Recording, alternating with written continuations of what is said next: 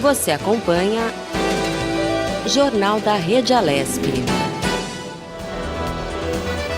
O Jornal da Rede Alesp está de volta. Seguimos aqui com mais informações do Parlamento Paulista, do Brasil e do mundo. Abrimos esse segundo bloco falando sobre a suspensão de reintegração de posse e multas em aluguel. A Assembleia Legislativa de São Paulo aprovou o projeto de lei 146 de 2020, que suspende despejos, remoções e reintegrações de posse judiciais e extrajudiciais em todas as cidades do estado durante a pandemia. O texto prevê que a suspensão ainda valha por mais 3 meses após o fim das medidas de restrição para o combate da Covid-19. E sobre esse assunto a gente conversa agora com o advogado Ulisses Simões da Silva. Ele é especialista em Direito Civil. Bom dia, doutor Ulisses. Tudo bem com o senhor? Bem-vindo ao Jornal da Rede Alesp. Bom dia, Jolie. Obrigado pelo convite. É um prazer poder participar e discutir um tema tão relevante. Fico à disposição para esclarecer quaisquer dúvidas. E o texto, que eu falei agora do projeto de lei é de autoria da deputada Alessi Brandão, do PCdoB, dos deputados Maurici, PT, e também do Dr. Jorge do Carmo, do PT. E o deputado Maurici esteve aqui ontem para falar justamente sobre esse PL, e ele fala do quanto esse PL é uma conquista social, em especial nesse momento de pandemia. Eu gostaria de começar a nossa conversa justamente falando sobre essa questão de conquista social nesse momento tão peculiar da nossa história. É verdade, Julie. O projeto de lei vai, inclusive, na esteira do julgamento que o STF recentemente iniciou e que, num sopesamento entre um direito privado à propriedade, ao direito ao recebimento de aluguéis, versus um direito fundamental à moradia e à preservação da saúde, principalmente de populações mais vulneráveis, acaba por privilegiar esses direitos fundamentais. Então, sob esse aspecto, de fato, o projeto tem bastante relevância. É evidente que pode sofrer algumas críticas, mas o intuito de preservação da moradia é realmente louvável.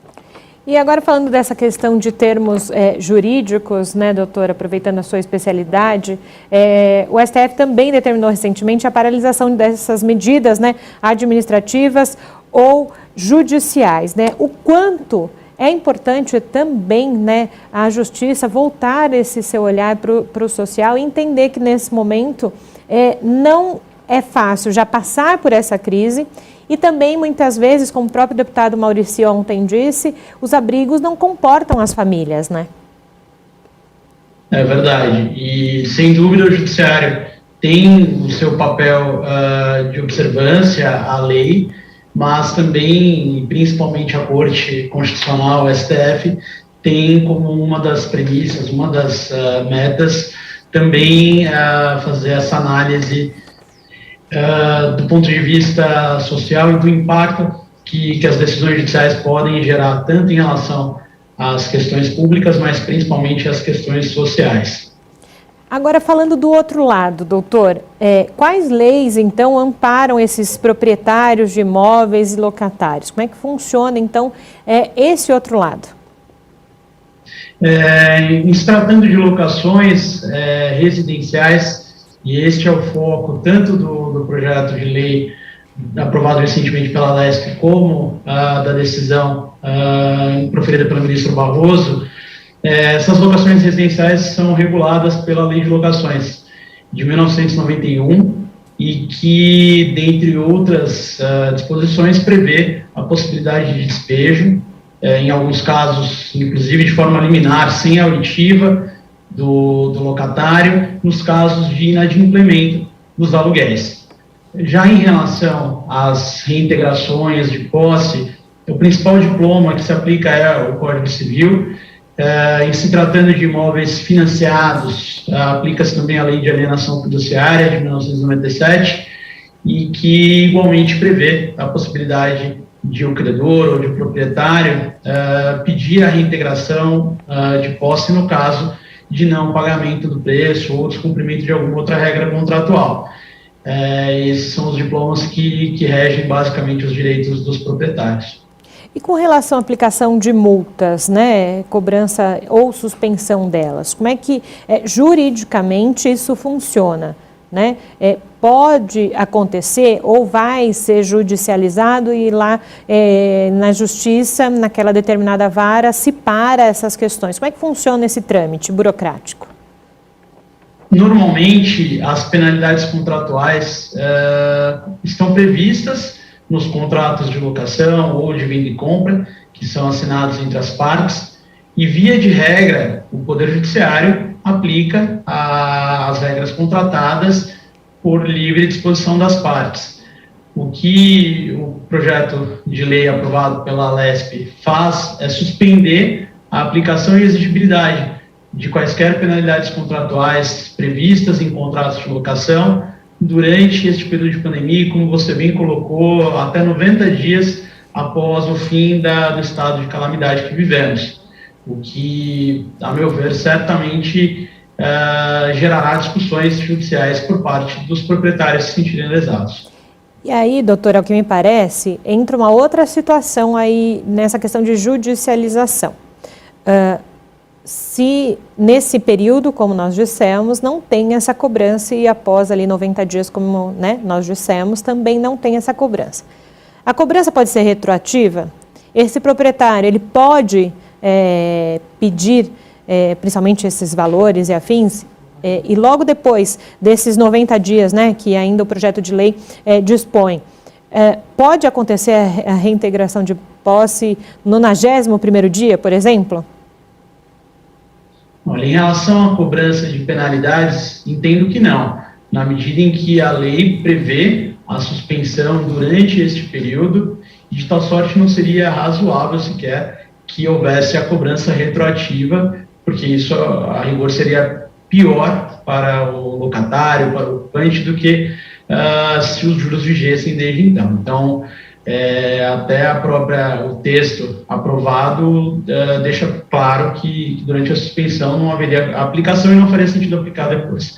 Já em relação ao cumprimento de ordens, eu entendo que sim, uma vez encerrado o estado de calamidade, os 90 dias adicionais previstos pela lei, os mandados pendentes de cumprimento poderão ser cumpridos, não vejo obstáculo para isso. Agora, doutor, uma outra questão para que as pessoas até entendam o porquê desse projeto de lei ter sido colocado em votação aqui na Alesp e ter sido aprovado. Historicamente, como é que funcionam essas reintegrações de posse, não só aqui no estado de São Paulo, mas em todo o Brasil? Acho que desde sempre se ouve falar sobre essa questão de reintegração de posse e é algo problemático no país. Não só aqui no estado. Qual é a análise que o senhor faz sobre essa questão aqui? Sem dúvida, principalmente num país como o nosso, em que muitas pessoas ainda não têm acesso à moradia, e essa questão é realmente problemática. É certamente uma questão que ganhou contornos mais graves por conta da pandemia, que implicou, inevitavelmente, em redução de renda de muitas pessoas e atingiu, acho que de forma mais sensível, as populações ainda mais pobres e vulneráveis. Então, de fato, essa é uma problemática.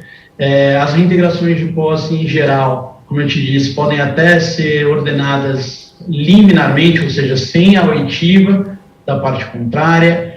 Em alguns casos, as remoções ocorrem, inclusive, de forma administrativa, sem a necessidade de uma ordem judicial para isso. Então, de fato, a gente se depara muitas vezes com situações questionáveis do ponto de vista jurídico, ou, se não questionáveis, que de um ponto de vista social causam inequívoco impacto.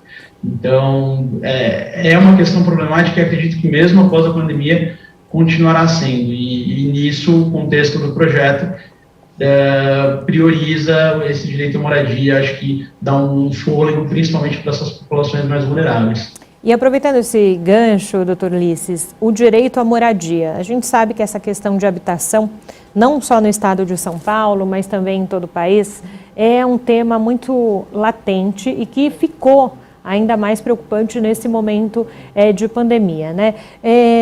O senhor, sendo especialista em direito civil, falando sobre esse direito das pessoas a ter onde morar.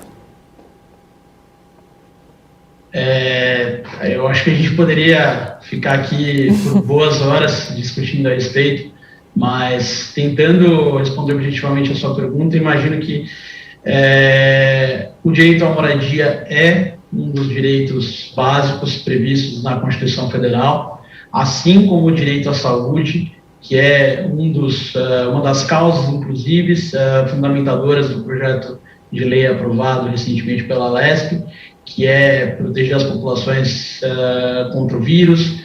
Sabidamente, as populações mais vulneráveis tendem a não ter onde morar ou a morar em coabitações com muitas pessoas juntas.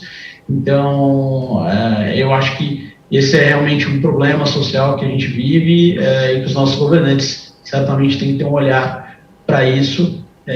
O projeto de lei não resolve nem de perto essa situação, e acredito que não seja nem o objetivo dele, mas certamente uma sinalização de que talvez o poder público esteja olhando para essa questão.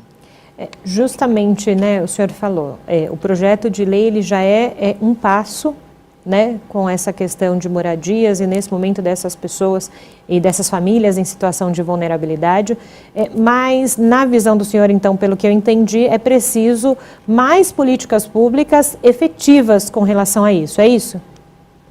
Certamente, e até falando especificamente sobre o projeto, ele prevê a suspensão, como a gente me disse no começo, o que nem de longe resolve a situação das pessoas, porque com o avanço das vacinas, imagino que o estado de calamidade que a gente vive não tende a perdurar por muito tempo, e então, como eu disse, talvez um respiro, talvez alguns meses de um pouco mais de tranquilidade, o que também vai ser objeto de discussão no judiciário, a gente não tem como fugir, mas e depois da pandemia, como que essas questões ficam. Então, certamente o poder público precisa olhar para essas questões.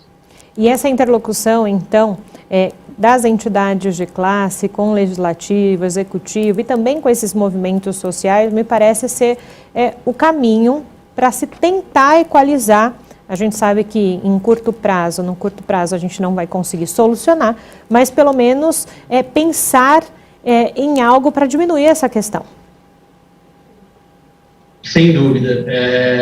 O diálogo, eu acho que tanto nesse tema como em outros socialmente relevantes entre as iniciativas privadas e o poder público é fundamental. E sobre esse aspecto é que eu acho que concordo plenamente com o que você colocou, e talvez um dos pontos que justamente falte é essa interlocução maior entre o público e o privado. E nós estamos falando dessa interlocução do público, do privado, enfim, se ter as esferas e camadas da sociedade conversando, e como que a justiça hoje trabalha essa questão? Digo, há um único pensamento com relação a essas questões sociais? A justiça ela precisa ter um outro tipo de olhar para essas pessoas que estão nesse momento, não só nesse momento, mas que passam por tantas dificuldades. Também é preciso ter um outro tipo de cultura no meio jurídico? Eu acredito que não diria que necessariamente uma mudança de cultura. Eu vejo o judiciário em relação aos demais poderes, ao executivo e ao legislativo, com uma preocupação expressiva em relação a isso. A gente vê exemplos de decisões, principalmente do Supremo Tribunal Federal, positivando esses direitos sociais antes mesmo de o legislador fazer o seu papel. Este exemplo que citei no começo da nossa conversa sobre a liminar do ministro Barroso suspendendo as integrações de posse, despejos no país inteiro, é um exemplo de como a Corte tem olhado para essas questões sociais.